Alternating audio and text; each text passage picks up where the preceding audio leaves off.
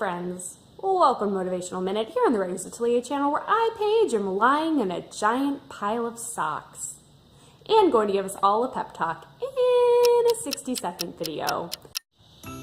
So at some point in time, we had a standard bag of mismatched socks. And I thought to myself, wow, it's gonna be a lot of work to sort these out.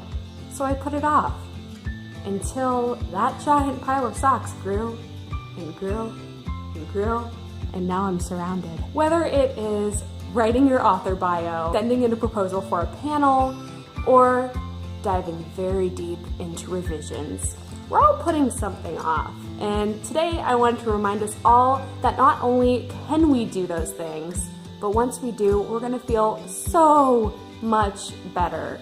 So I'm starting my morning off by sorting this giant pile of socks, and then I'm gonna write a very detailed outline. Wish me luck. I'm wishing you the best of luck. Thank you for watching this Motivational Minute. Subscribe for more motivation and inspiration. Check out all the links down below, and I will see you next time. Bye, everyone.